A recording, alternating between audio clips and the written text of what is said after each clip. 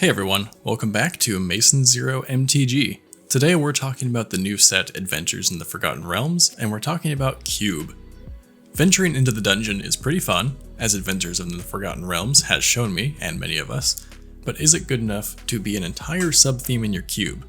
This pretty parasitic mechanic only exists in one set so far, and probably won't ever be printed again, unless there ends up being a second D&D set years into the future.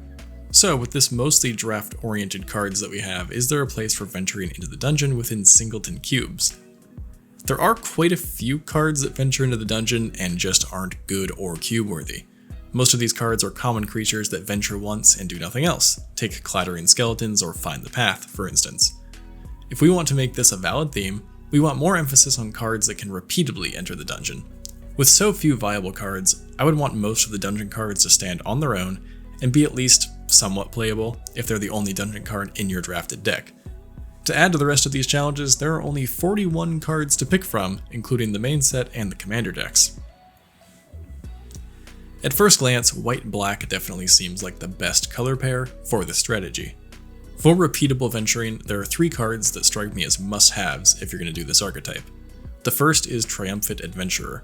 This 2-mana 1/1 creature has first strike and death touch when it's attacking and ventures into the dungeon every time it attacks. I think this goes nicely enough into a black-white aggro deck, and in fact it was one of my picks for Cube from this set for that reason. The repeatable venturing is a nice addition, but the card is totally okay without it. You'd be fine to play it in black-white aggro. This is going to be the engine that comes down early and makes this theme possible. Nadar, Selfless Paladin, is also essential. It's a 3-mana 3/3 with Vigilance that ventures upon entering the battlefield or attacking. This is an awesome follow-up to Triumphant Adventurer. It wants you to complete a dungeon in order to give your other creatures +1/+1, and between these 2 cards it shouldn't take that long to finish the shortest one. The third essential card is probably Radiant Solar. This card is a white finisher that ventures every time it or another non-token creature enters the battlefield under your control, making it, again, nice in a black-white aggro style deck, and maybe as well as a pretty high-costed creature in mid-range. Now on to some other cards. Barrowin of Clan Under is a useful engine. It ventures when it enters the battlefield, so only once, but it can also reanimate creatures with mana value 3 or less whenever it attacks, if you've completed a dungeon. This deck is going to want to power through your first dungeon, probably trying to finish the shortest one. But once you do that, this card can really take off. It can help return your Nadar and your Triumphant Adventurer once you've sacrificed them, which will help trigger even more dungeons.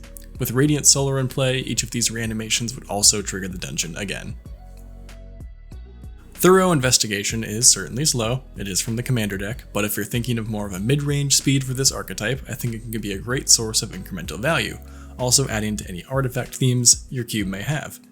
It's also not bad in a control deck. Delver's Torch isn't amazing as an equipment, but it can guarantee venturing into the dungeon every turn. If you have some of the more powerful equipments like swords in your cube, this one will probably never get picked, but if equipment isn't really a thing, then maybe it'll be alright.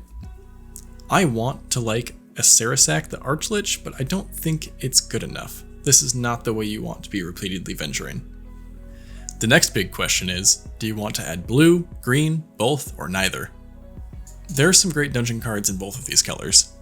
Green really only has 2 though. It has Eliwick, a planeswalker that can help your dungeon crawling, as well as a Varus, Silvery Moon Ranger, which may be fine enough to run in a low power cube, regardless of having a dungeon theme or not. But those 2 are really all that green has to offer that's worth playing. Blue has quite a bit more, thanks to the commander deck of course. Firstly, there are some very good cards that are blue-white, which can put you in kind of an Esper mid-range-ish deck. Hama Pashar Ruin Seeker is clearly amazing, triggering all of your dungeon rooms twice. Midnight Pathfinder is also great, making your creatures largely unblockable, and almost guaranteeing a dungeon activation every combat. Yuan Ti Malison seems okay on paper, but it wants you to attack alone to be unblockable, which doesn't seem to really go with the mid-range strategy we've already established. It's a weird card. Bar the Gate is probably a playable counterspell, hitting creatures or planeswalkers and then venturing once. If you really want to fill out this theme even more, I think that Yuan Ti Fangblade, Precipitous Drop, Planar Ally, Fly, and Dungeon Map are all okay filler. So with all of that, is that enough for a dungeon theme? Maybe. It's certainly on the edge, but I think the incremental value you get from dungeons makes these cards okay, even if you just draft a couple of them for your deck. The next question is, are there any cards that can enhance this strategy? The only thing we can really aim for is to trigger abilities multiple times. First up is Panharmonicon to help trigger cards like Nadar and Radiant Solar multiple times. Obviously this card is always just good and you might already have it in your cube, but combining the dungeon theme with a blue-white enters the battlefield strategy might be ideal. For the triggered abilities like attacking or dealing combat damage, we have a couple decent options. Lithoform Engine is costly but can copy these effects. Stroionic Resonator is cheaper but more specific and also copies triggered abilities. These cards are certainly all fun in any cube, so they're not specific to this mechanic, which also means that other decks will draft them, which is both good and bad. Unfortunately, this is about where our support for this mechanic ends. There's a little bit to work with in terms of synergy with the effects of dungeons. 2 of the dungeons have a step in which you gain life, so you could have some cards such as a Johnny's Pridemate or a general life gain theme in black-white. Each dungeon can create a couple tokens, so token doublers like Anointed Procession would be fine, especially in a color already known for using tokens. Some of the creatures trigger on attacking or combat damage, so cards such as God Willing or Equius Form may be okay on their own, and they might work to help your creatures get through. Notice that all these cards I gave as an example are in black, white, and blue, so it might be viable. Anyways, that's what I've got for this little idea. What do you think? Does venturing into the dungeon even work at all for cube?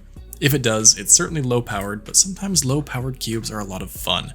Let me know in the comments below and I will see you in the next video, so make sure to subscribe if you haven't already.